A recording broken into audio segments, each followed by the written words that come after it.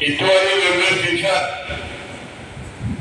का जो नामांकन अपन ने पिछले समय किया,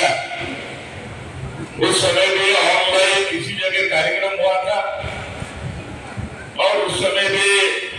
पंतप्रधान नरेंद्र मोदी जी ने और खुद गडकरी साहब यहाँ पर आए थे और अपने नेताजी सुभाष चंद्र बोस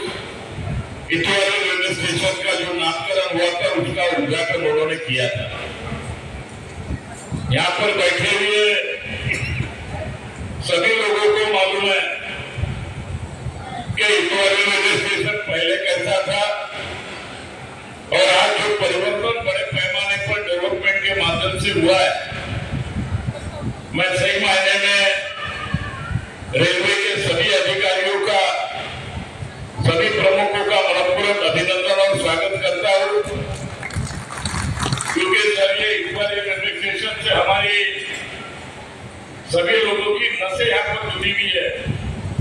हम उस जमाने में गिल्ली डंडा खेलने आते थे, क्रिकेट खेलने आते थे और हमारा घर यहीं पर बाजू में था और रात को यहीं सो जाते थे। और उस जमाने में हमारे मन में था कि भगवान ने कहीं चांद दिया, अगर किसी ने अपने को संधि दी तो ये अपन इतवारी रेलवे स्टेशन का कुछ ना कुछ काया अपन करेंगे। हम लोगों को सबको संधि मिले और इतवारी रेलवे स्टेशन के बारे में जितना भी डेवलपमेंट हो, जितना भी यहाँ पर सुविधा हो, उस संदर्भ में सबसे ज्यादा लेटर देने का काम नहीं किया। और इसलिए धीरे धीरे करते करते जब मेरे दिमाग में आया कि ये इतवारी रेलवे स्टेशन इसको क्यों कहा जाता है, तो अंग्रेजों के जमाने में यहाँ पर बाजार भरा करता था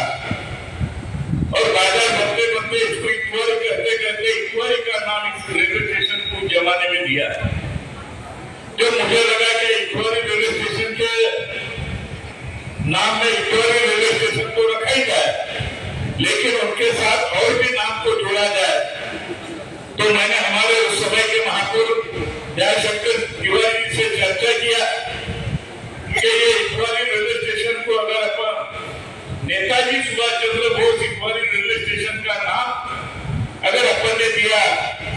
मैं जयशंकर जी तिवारी जी का भी अभिनंदन करता हूँ। उस समय वो महापौर थे और महानगर पालिका का ठराव उन्होंने पास किया और फिर राज्य और केंद्र सरकार को भेजने का काम महानगर पालिका की तरफ से हुआ। मैंने उनसे और भी पूछा था कि नेताजी का अपने नागपुर से क्या संबंध, तो उस जमाने में 1940 में फॉरवर्ड ब्लॉक का नागपुर में अधिवेशन हुआ था